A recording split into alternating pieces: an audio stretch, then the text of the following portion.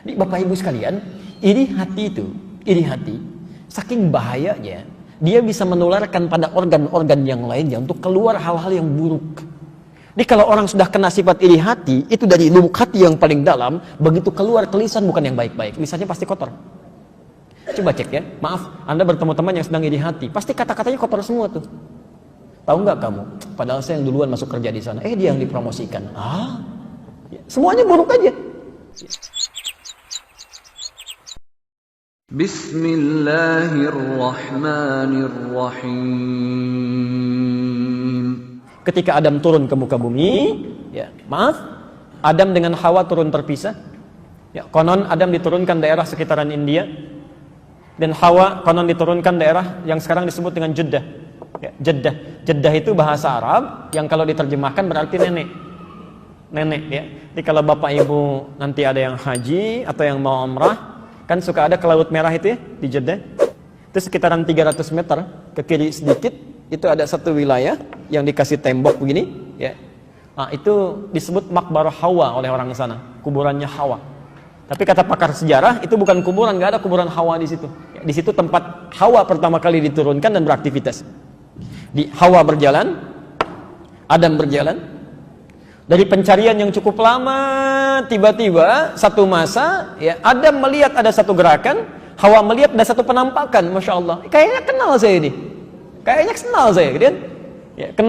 Kenal dalam bahasa Arab disebut dengan Arafah. Maka mereka mulai mendekati diri, naik ke bukit yang cukup tinggi, bukit yang disusun tinggi untuk mengenali, itu dalam bahasa Arab disebut dengan Arafah, jamaknya disebut dengan A'raf. Maka ketika mereka melihat satu sama lain, mulai kenal, tahu satu dengan yang lainnya, Araf tukil'an, saya tahu kamu sekarang. Tahu, bahasa Arabnya Arafah, sifatnya disebut dengan Arafah.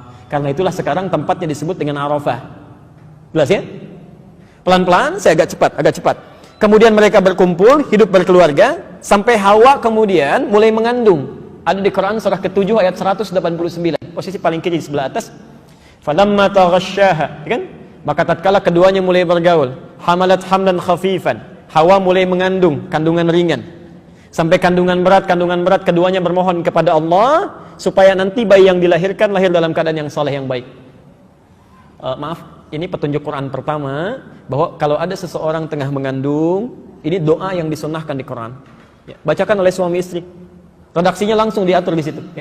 La in ataitana shalihan lanakunanna minasyakirin. Itu redaksinya ada di situ langsung. Poin saya, pelan-pelan. Ketika lahir kembar kan? Baik, kelahiran pertama kembar. Perempuannya cantik luar biasa, Masya Allah. Laki-lakinya biasa. Lahir kedua lagi, kembar lagi. Maaf, laki-lakinya cukup biasa juga, perempuannya biasa juga. Kalau ukuran cantik dengan yang pertama, lebih cantik dari yang pertama. Nah, sedangkan hukum Allah saat itu, kan karena belum ada umat, belum ada perkembangbiakan, keduanya harus dinikahkan kan? Harus ada pernikahan.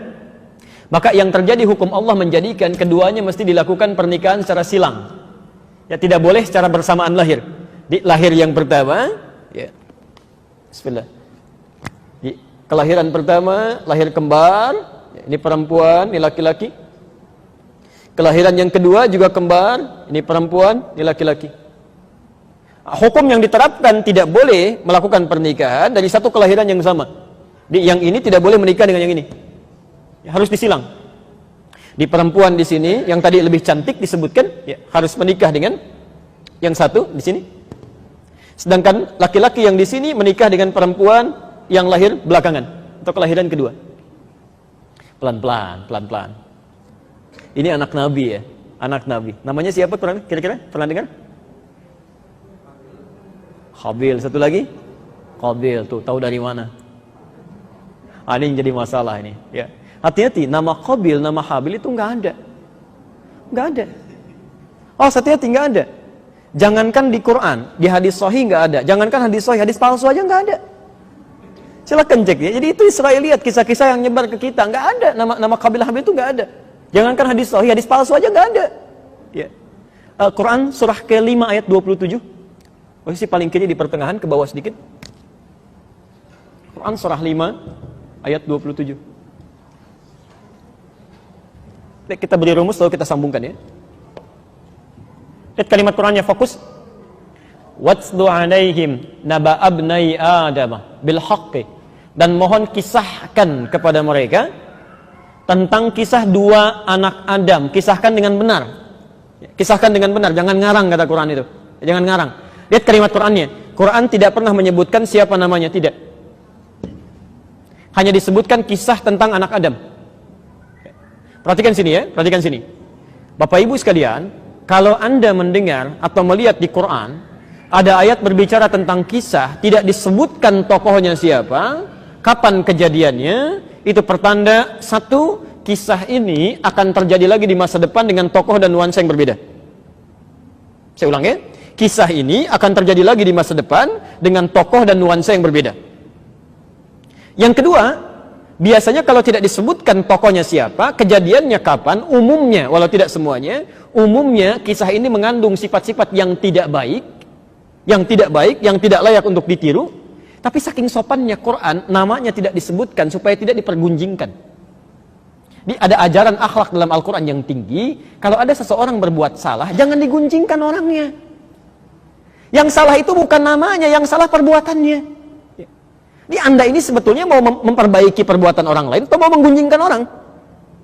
Ada orang misalnya tetangga masjid, Pak, nggak pernah ke masjid, tetangga masjid, sampingan masjid, nggak pernah ke masjid. Masya Allah, apa hukumnya tetangga masjid nggak pernah ke masjid? Orang Islam, tetangga masjid, samping masjid, laki-laki nggak pernah ke masjid, apa hukumnya? Haram, dosa apalagi. Masya Allah, ada yang bakar rumahnya. Saya kemarin waktu di Sumatera bakar rumahnya kan? Kita lihat, Bapak Ibu sekalian, tetangga masjid, laki-laki, muslim, samping masjid, nggak mau ke masjid, apa hukumnya? Hukumnya ajak dia ke masjid. Jadi sebelum kita terapkan hukum fikih, hukum dakwah dulu ya. Daripada celah orang, celah ini, celah itu, barangkali dititipkan kepada Anda menjadi tetangga, karena cuma Anda yang bisa mendoakannya. Anda yang bisa ngajak kan? Satu kali mungkin Allah tanya, "Hei fulan, saya titipkan dia menjadi tetangga kamu supaya kamu beramal soleh. Kenapa kamu celah terus?" Nggak ada faidahnya mencela itu, nggak ada faidahnya. Ya. Di kata bahasa Quran ini, minimal doakan dia. Ajak dia dengan kebaikan. Jadi kalau Anda temukan kisah-kisah buruk di Quran itu jarang sekali disebutkan. Ya. Maaf, siapa? Yang perempuan yang menggoda Nabi Yusuf siapa dia? Tuh, sudah salah lagi. Silakan cek, nggak ada di Quran Zulaikha, nggak ada. Ya. Disebutkan Imra'atul Aziz, Imra'atul Aziz. Ya, Masya Allah, dari ayat 29 sampai ayat 31-nya itu. 31 paling kanan sebelah atas. Nggak ada istilah Zulaikha, wa Imra'atul Aziz kan? Dan istri pembesar, Perdana Menteri pada saat itu. Ya. Saya mau kembalikan sini. Lihat sini. Kembali ke tadi, ke awal. Iblis berjanji saat sebelum diturunkan, saya akan goda semua anak cucu Adam. Saya akan turunkan keburukan-keburukan supaya menyimpang dari perintah Allah. Seperti pernah saya kerjakan. Maka ketika terjadi ini, Bapak Ibu sekalian, penyakit pertama iri hati yang dimiliki iblis ternyata diturunkan pada dua anak Adam yang lahir ini. Hati-hati, anak Nabi aja bisa kena, apalagi yang kita bukan anak Nabi. Anak Nabi kena penyakit ini, apalagi yang bukan anak Nabi. Ya. Maka mesti hati-hati deh. Apa yang terjadi ketika yang ini tadi cantik kan ya? Masya Allah, cantiknya luar biasa, ini cantik, dinikahkan dengan yang adiknya, yang lahir belakangan. Maka setan datang mengirimkan sinyal penyakit hasad kepada laki-laki yang ini. Bagaimana caranya? Ketetapan yang sudah diberikan, nikmat ini yang perempuan dinikahkan dengan adiknya bisa gagal, dia tetap menikah dengan yang pertama dan adiknya kehilangan nikmat yang telah ditetapkan itu. Ini kan hasad dia. Baik.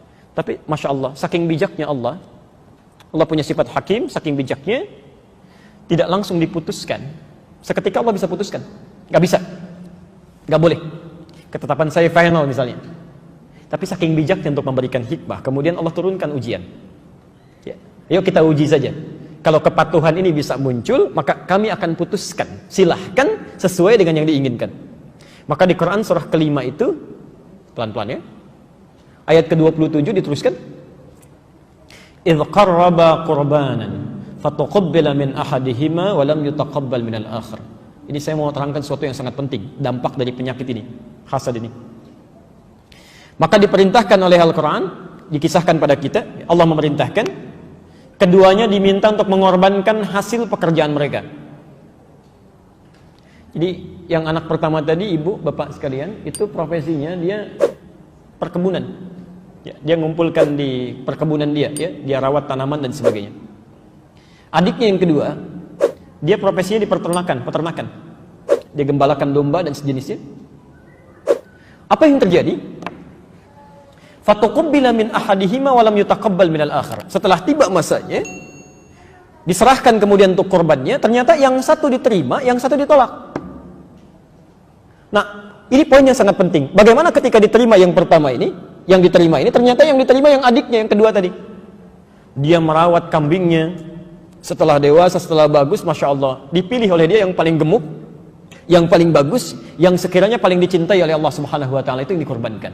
Sementara kakaknya yang pertama itu mengambil, maaf, sisa dari yang kotor-kotor, ya, yang tidak pentingnya, yang tidak dikonsumsi. Ya. Oh, ini kan Tuhan itu kan nggak butuh makan, kata dia. Tuhan nggak butuh makan, kan? Tuhan tidak perlu dengan semua ini. Biarkan yang baik-baik untuk saya konsumsi, yang jelek-jelek biarkan Tuhan pilih. Ya. Apa yang terjadi? Maka diterima yang terbaik, yang jelek tidak. Pelan-pelan. Saya mau ajarkan satu cara dulu ya. Ini rumus di Quran. Bapak Ibu sekalian masih ingat tadi? Korban ini kan diketengahkan, ya, ditampilkan, dimintakan oleh Allah untuk bisa mengabulkan permintaan yang dimohonkan tadi kan? Jadi ada satu permintaan ini sulit untuk dikabulkan, kata Allah lakukan ini, lakukan amalan. Ya, disebut dengan korban. Apa artinya korban? Seperti biasa. Pertanyaan pertama kencang, jawaban salah. Pertanyaan kedua mulai pelan, jawaban salah lagi. Pertanyaan ketiga nggak ada yang jawab. Oke, korban itu asalnya bukan menyembelih, bukan. Korban bukan menyembelih. Asalnya dari kata koruba. Koruba, kofraba, sesuatu yang dekat. Ya, sesuatu yang dekat.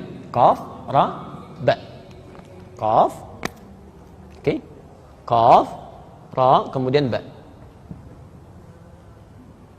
Saya agak pelan kan? Saya ajarkan rumus sedikit ya. Kalau Anda ingin menjadikan makna berubah menjadi dekat atau banyak, ya, dekat atau banyak, maka rumusnya huruf paling akhir tambah alif dengan nun. Oke, alif dengan nun. Misal koruba dekat, tambah alif dengan nun menjadi kurban, artinya sangat dekat, banyak kedekatannya. Ghafara, ghain, fa, ra, ampunan. Anda ingin tambah dengan alif dan nun menjadi gufron, artinya yang banyak ampunannya. Jelas ya? Baik, pelan-pelan. Nah, kurban asalnya bukan menyembelih. Ya. Kurban itu pada asalnya adalah, pelan-pelan, amalan-amalan yang dilakukan,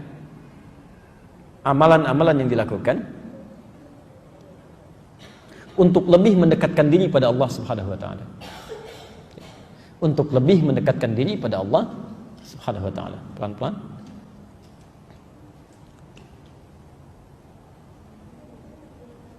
Oke, saya mau tanya begini.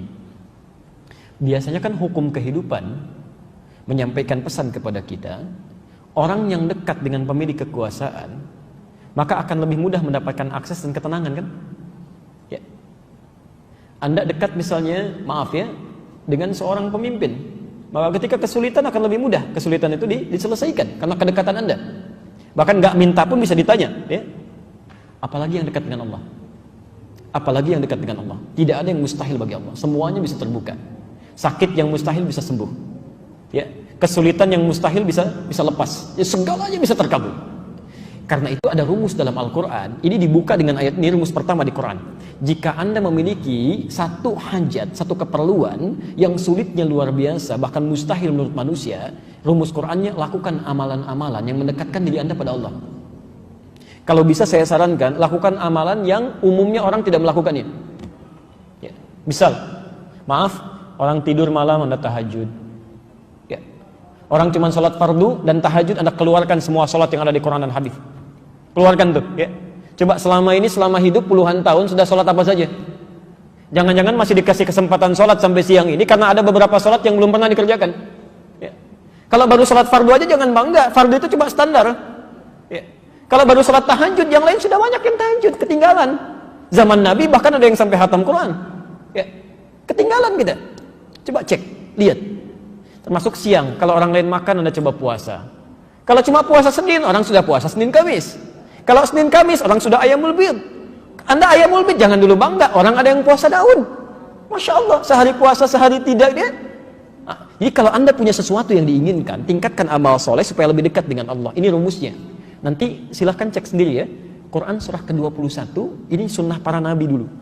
Dan orang-orang soleh. Quran surah ke-21, surah Al-Anbiya, dari ayat 83 sampai 92. Ya, nanti cek sendiri. Dari ayat 83 sampai 92. Nanti di situ dikisahkan Pak Ibu sekalian, kisah orang-orang yang luar biasa. Maaf, ada yang sakit, penyakitnya kata para dokter mustahil, sudah give up mereka, hand up, gak mungkin sembuh. Ada yang Masya Allah, maaf, sudah puluhan tahun, ya rambutnya sudah beruban, kemudian fisiknya sudah lemah, istrinya divonis secara medis monopause dan mandul. Alhamdulillah, mustahil punya keturunan. Ada lagi yang masuk ke perut ikan paus, ayat 87-nya sampai 88. Wadannuni idzahaba mughadiba, ya, masuk ke perut ikan paus, Pak. Ya. Ada di sini yang pernah masuk ke perut ikan paus? Tidak mudah itu ya. Suasana pekat, gelap segala rupa. Tapi yang menarik begini, ketika beliau ini diselamatkan dari perut ikan paus, bahasa Qur'annya bukan menyelamatkan, mengeluarkan ikan paus, bukan. Ya, bukan. Najainahu minal ghammi, kami keluarkan dia dari awan gelap yang menyelimuti. Jadi maksudnya nanti di masa depan ada orang yang punya kesulitan sampai seakan-akan gelap matanya itu, tidak harus masuk perut ikan paus. Ya. Anda ada orang iseng di pekerjaan, ada masalah di rumah tangga sampai gelap, capek, ya, keluar matahari bersinar terang tapi keadaan kita kayak gelap, ya, bingung jalan kemana-mana, itu ada, ya, ada amalannya. Dan ujung ayatnya mengatakan kanu yusari'una fil khairat. Mereka itu bisa diberikan solusi oleh Allah karena memperbanyak amal kebaikan untuk mendekatkan diri pada Allah. Nah, poin terbesarnya kembali ke Al-Maidah ayat 27, ya. Ketika keduanya menyampaikan amalan-amalan tadi sebagai kurban kedekatan kepada Allah, ternyata yang diterima yang serius. Yang jelek tidak. Tapi yang mau saya sampaikan, karena penyakit iri hati tadi sudah diresapkan oleh iblis dalam diri orang yang pertama tadi, kakaknya, ya. Lihat kalimatnya.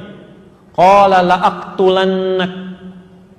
Ketika adiknya diterima korbannya, kalimat yang mengalir di lisannya bukan kalimat selamat ya, ternyata kamu yang diterima. Sudah rupanya Allah berkenan kamu aja yang menikah dengan dia misal, ya. Ternyata kalimatnya bukan itu. Kalimat yang keluar, saya bunuh kamu. Saya bunuh kamu. Jadi Bapak Ibu sekalian, iri hati saking bahayanya, dia bisa menularkan pada organ-organ yang lainnya untuk keluar hal-hal yang buruk. Jadi kalau orang sudah kena sifat iri hati, itu dari lubuk hati yang paling dalam, begitu keluar ke lisan bukan yang baik-baik, lisannya pasti kotor. Coba cek ya, maaf, Anda bertemu teman yang sedang iri hati, pasti kata-katanya kotor semua tuh. Tahu nggak kamu? Padahal saya yang duluan masuk kerja di sana, dia yang dipromosikan. Ya, semuanya buruk aja. Ya. Semuanya akan jelek, tidak nyaman gitu. Ya. Masuk ke tangan juga buruk, ya. Masuk ke kaki buruk, ya. Orang jalan biasa-biasa aja, dia jalan cepat-cepat. Kenapa sih kamu cepat-cepat begitu? Itu dia udah datang tuh, saya nggak senang lihat dia. Ya. Banyak hal terjadi. Ya. Ini kalimat muncul, qala la'aqtulannak, dijawab oleh adiknya karena adiknya tidak kena penyakit ini. Dia katakan, lihat kalimatnya, innama yataqabbalullahu minal muttaqin. Ini bukan urusan nikah dengan bukan, sudah itu jauh. Ini hanya isyarat dari Allah supaya kita meningkatkan takwa kepada Allah Subhanahu wa taala. Ketika mendengar kalimat itu terjadilah pembunuhan. Anda bisa bayangkan tahapan-tahapannya, ya? Iri hati, muncul amalan yang buruk, keluar kata-kata kotor, terakhir terjadi perbuatan yang sangat nista dalam kehidupan. Pembunuhan terjadi pertama kali di muka bumi oleh seorang anak Nabi ketika terkena penyakit iri hati. Jelas di sini? Jangan lupa subscribe, like, and share.